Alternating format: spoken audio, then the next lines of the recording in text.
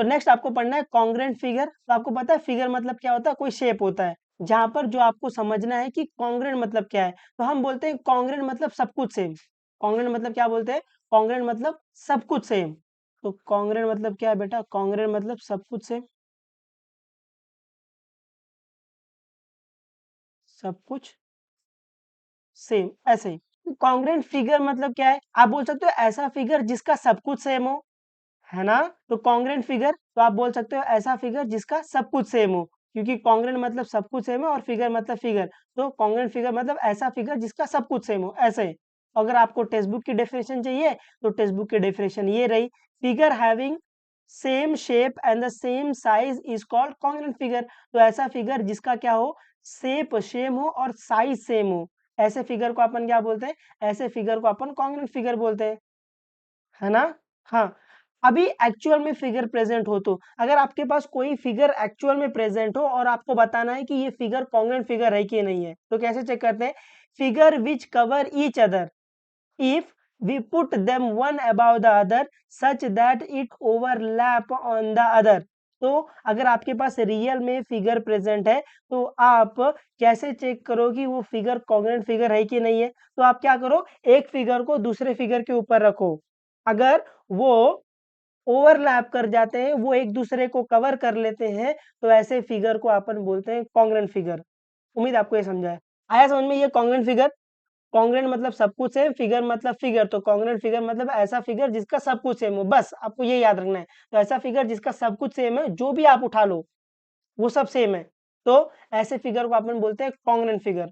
उम्मीद आपको ये समझा है। जैसे एग्जांपल के लिए आप देखो, ये सर्कल है, ये सर्कल है, आप देख रहे हो ये सेम साइज है, सेम शेप है, तो ये क्या है, कॉन्ग्रेंट सर्कल है, ऐसे।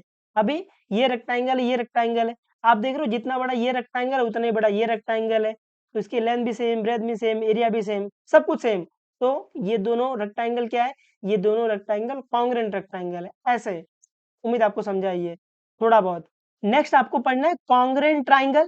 तो आपको पता है ट्राइंगल मतलब ट्राइंगल, और ट्राइंगल ऐसे दिखता है, आपको पता है आपका ट्राइंगल ऐसे दिखता है ना। और अभी आपको यहाँ पर कॉन्ग्रेंट मतलब भी पता है, कॉन्ग्रेंट मतलब सब कुछ सेम।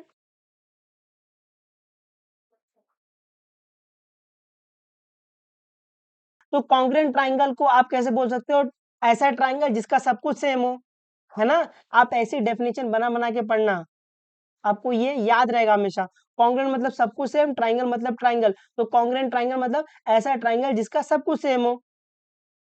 अभी नेक्स्ट, अगर आपके पास एक्चुअल में फिगर प्रेजेंट है ना, अगर आपके पास एक्चुअल में ट्राइंगल प्रेजेंट है और आपको देखना है ये ट्राइंगल कॉन्ग्रेंट है कि नहीं है, तो two triangle are congruent if one of them can be overlap और superimpose on the other so that it cover exactly. तो अगर आपके पास एक्चुअल में ट्राइंगल प्रेजेंट है, तो अगर आपको चेक करना है ये दोनों ट्राइंगल कॉन्ग्रेंट है कि नहीं, तो वही क्या करो, एक ट्राइंगल को उठा के दूसरे ट्राइंगल के ऊपर रख दो, अगर वो एक दूसरे को सुपर इम्पोज कर देते, सुपर इम्पोज क्या होता है, एग्जैक्टली कवर कर लेना। जैसे आप अगर मिरर में देखते हो, तो अगर आप अपना पाम ऐसे करोगे तो मिरर वाला जो इमेज रहेगा वो पाम ऐसे दिखाता है, तो आप अगर सर टच करोगे तो वो देखो एक दूसरे को क्या करता है, ओवरलैप कर लेता है ना, एक दूसरे को कवर कर लेता है, ऐसे। सुपर इम्पोज मतलब एग्जैक्टली कवर कर लेना।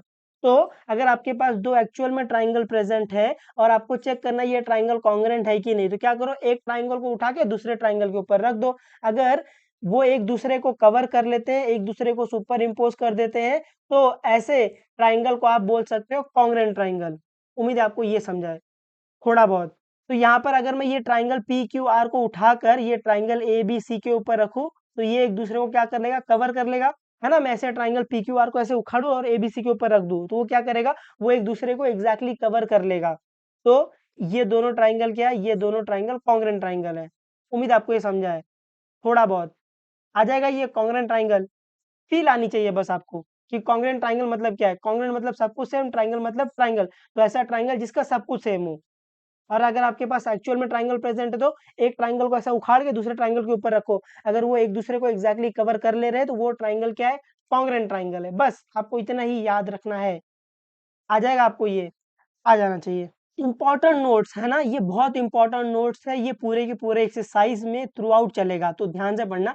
If two triangle are A B C and P Q R are congruent. अगर दो ट्राइंगल है एबीसी और ट्राइंगल पी क्यू आर, दिखा आपको ट्राइंगल एबीसी और ट्राइंगल पी क्यू आर, अगर ये दोनों ट्राइंगल कॉन्ग्रेंट है, तो अगर ट्राइंगल एबीसी कॉन्ग्रेंट है ट्राइंगल पी क्यू आर की, है ना, ये कॉन्ग्रेंट की साइन है, ये आपको याद रखना, एक साइन किसकी है, ये साइन आपकी कॉन्ग्रेंट की है।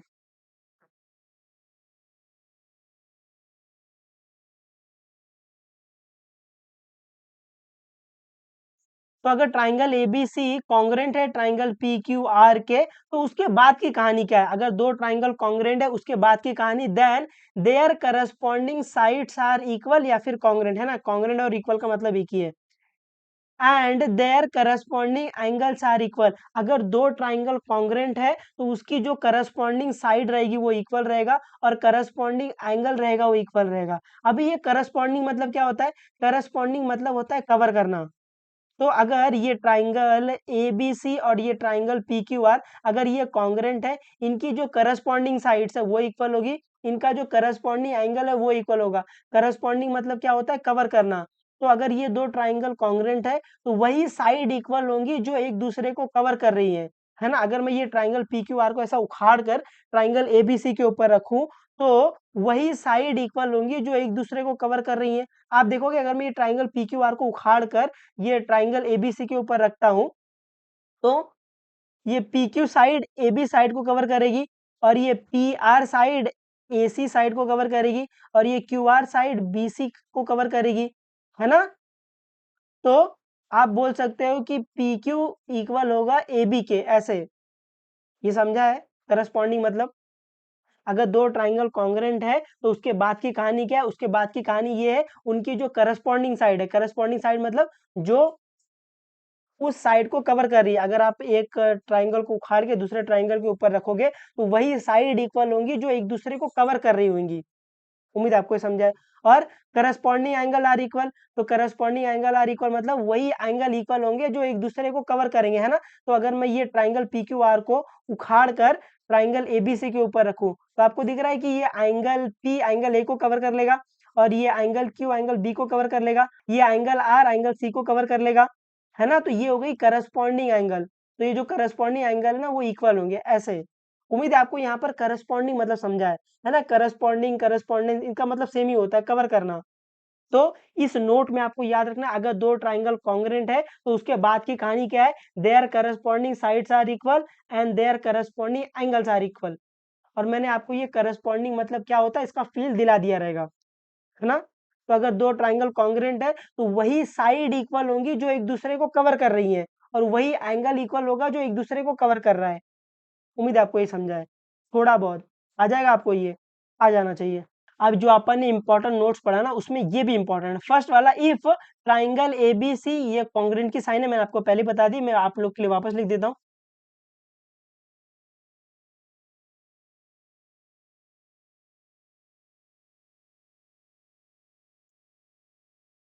If triangle ABC congruent to triangle P Q R, तो अगर ये triangle ABC triangle P Q R के इक्वल है, उसके बाद की कहानी क्या है, उसके बाद की कहानी their corresponding sides are equal. तो यहाँ से मैं बोल सकता हूँ कि ए बी इक्वल होगा पी क्यू के, है ना। Seg A B side A B जो भी आप बोलो, सेग ए बी कॉन्ग्रेंट होगा या फिर इक्वल होगा, है ना। यहाँ पर आप कुछ भी डाल सकते हो। तो सेग ए बी, क्योंकि मेरी आदत है ना इक्वल की पढ़ी है, तो मैं ये कॉन्ग्रेंट भी रहता है तो मैं इक्वल ही बोलता हूँ।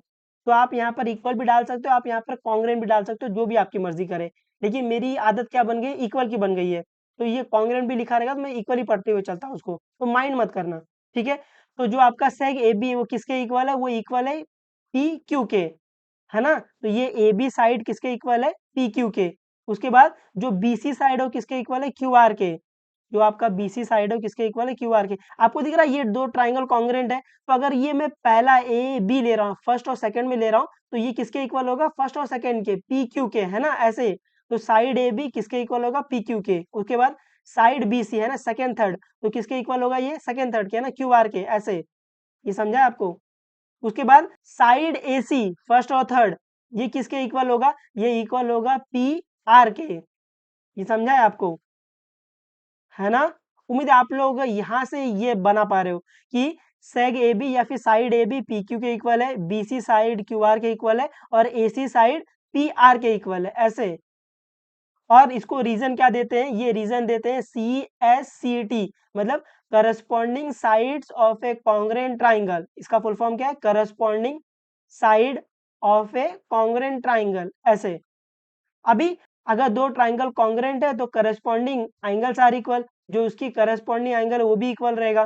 तो एंगल ए एंगल पी के इक्वल होगा, एंगल बी एंगल क्यू के इक्वल होगा, और एंगल सी एंगल आर के इक्वल होगा। ऐसे उम्मीद आपको ये समझा है ना? तो यहाँ पर वही लिखा है, एंगल बी एंगल क्यू के इक्वल है, एंगल सी एंगल आर के इक्वल है, और एंगल ए एंगल पी के इक्वल है। यहाँ पर रीजन क्या आएगा? यहाँ पर रीजन आएगा C A C T, corresponding angle of a congruent angle. ऐसे उम्मीद आपको ये समझा, और ये कतई इंपॉर्टेंट है। अगर दो ट्राइंगल कॉन्ग्रेंट है उसके बाद की कहानी क्या है? करस्पॉन्डिंग साइड्स आर इक्वल, तो ये करस्पॉन्डिंग साइड्स आर इक्वल लिख दिया है, और करस्पॉन्डिंग एंगल्स आर इक्वल। तो ये आपको यहाँ से ये लिखने आना चाहिए। उम्मीद है मैं आपको ये थोड़ा बहुत सिखा पाया हूँ, है ना? एक और एग्जांपल लेते हैं, आपको ये बेहतर समझेगा। अभी सेकंड वाला, if triangle L M N congruent to triangle R S T, अगर ये दो ट्राइंगल कॉन्ग्रेंट है, देन उसके बाद की कहानी क्या है? उसके बाद की कहानी है their corresponding sides are equal, या फिर congruent their corresponding angles are equal. तो पहला मैं ये बोल सकता हूँ कि जो साइड एल एम है ना, ये साइड एल एम किसके इक्वल होगा? आर एस के, है ना? ये पहला दो तो ये पहला दो, ऐसे किसके इक्वल होगा? आर एस के, है ना? ये आगे आप साइड सेगमेंट लिख लेना, जो भी आप लिखना चाहो। उसके बाद ये एम एन है ना, साइड एम एन किसके इक्वल होगा? साइड एस टी के। ऐसे है ना, ये सेकेंड थर्ड, तो ये सेकेंड थर्ड लेना है ना। इस वाले ट्राइंगल में आप सेकेंड थर्ड ले रहे हो, तो इस वाले ट्राइंगल में आपको सेकेंड थर्ड ही लेना पड़ेगा। तो साइड एम एन किसके इक्वल है? साइड एस टी के। ऐसे तो यहाँ पर आप बोल सकते हो, मैं साइड लिखते हुए चलता हूँ आपकी सहूलियत के लिए। साइड एम एन किसके इक्वल है? ये इक्वल है साइड एस टी के, है ना?